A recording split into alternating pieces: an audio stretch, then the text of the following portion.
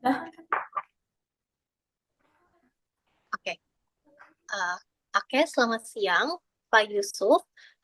Hari ini kami dari kelompok 4 atas nama Tirsa Aprilia dengan NIM 230 20 10 213 dan partner saya atas nama.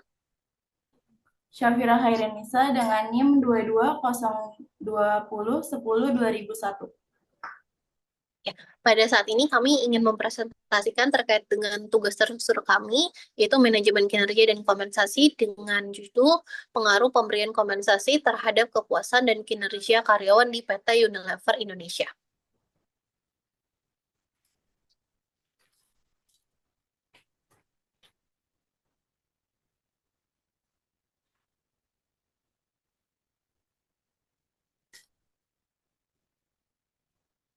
Oke, untuk yang pertama ada di latar belakang masalah PT Unilever Indonesia sebagai perusahaan multinasional di sektor barang konsumsi sangat bergantung sekali pada kinerja karyawan untuk bisa mencapai si kesuksesannya.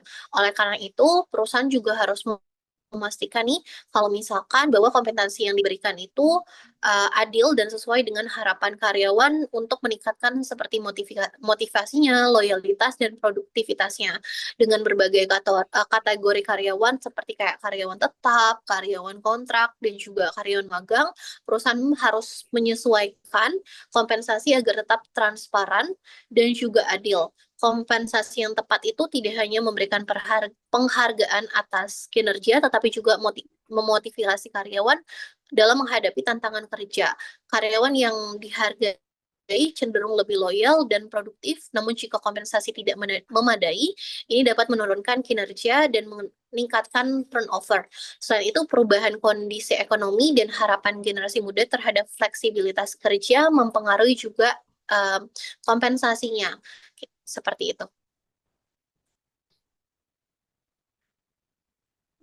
Selanjutnya ada identifikasi masalah.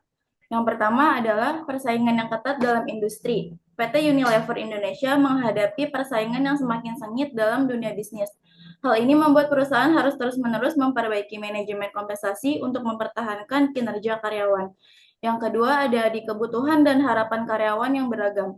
Karyawan PT Unilever Indonesia terdiri dari beberapa kategori seperti karyawan tetap, kontrak, dan PKL yang memiliki kebutuhan kompensasi yang berbeda-beda. Karyawan tetap dan kontrak mungkin berharap mendapat gaji pokok yang baik, tunjangan, dan intensif, sementara karyawan magang biasanya hanya menerima fee. Yang ketiga ada di kompensasi yang tidak memadai menurunkan kepuasan kerja. Jika kompensasi yang diberikan dirasa tidak adil atau kurang memadai, ini bisa menurunkan kepuasan kerja dan loyalitas karyawan. Yang keempat ada di dinamika ekonomi dan sosial yang berubah. Kenaikan biaya hidup dan inflasi mempengaruhi pandangan karyawan terhadap gaji yaitu generasi muda menginginkan fleksibilitas kerja dan pengakuan yang lebih besar. Yang kelima ada di tantangan dan dalam pengelolaan karyawan yang beragam. Dengan banyaknya karyawan yang berasal dari latar belakang berbeda, perusahaan harus mencari cara yang efektif untuk mengelola dan memberikan kompensasi yang adil.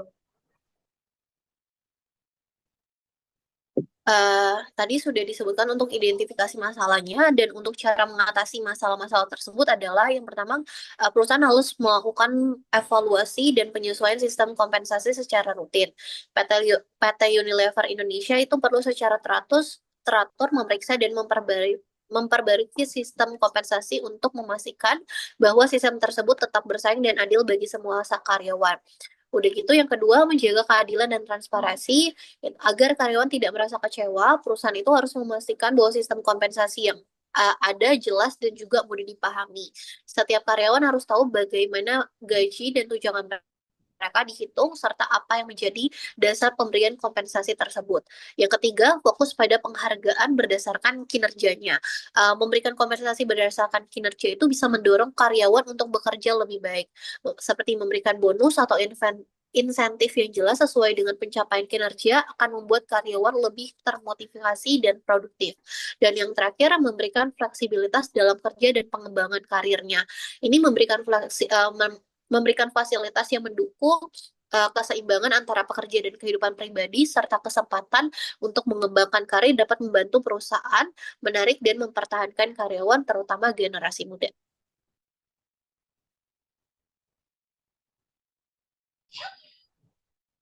Yang selanjutnya ada di kesimpulan, sistem kompensasi di PT Unilever Indonesia tidak hanya berfokus pada gaji pokok, tetapi juga mencakup tunjangan, bonus, insentif, dan program perhargaan lainnya.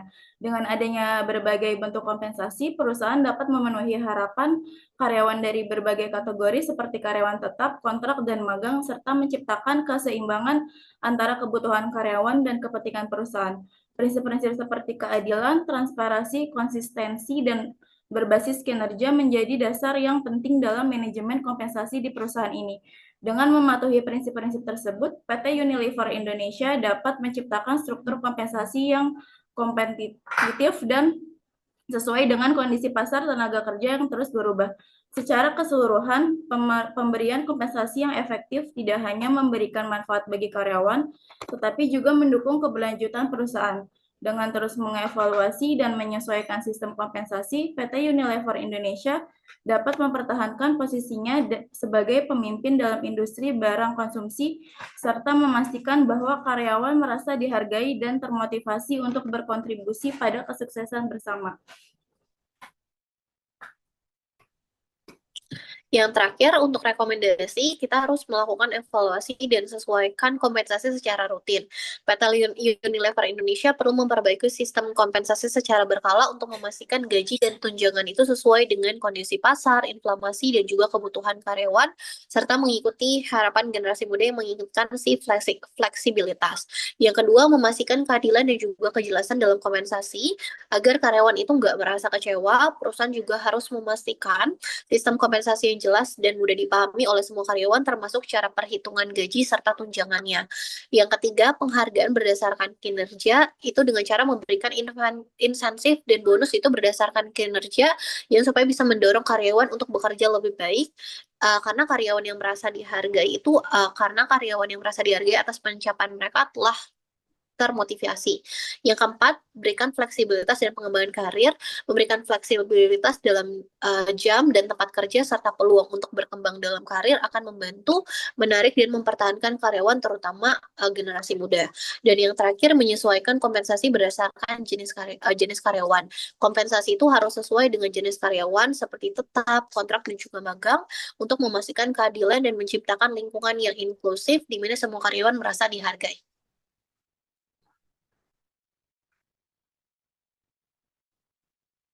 Baik, sekian presentasi dari kelompok 4. Kurang lebihnya mohon maaf. Wassalamualaikum warahmatullahi wabarakatuh.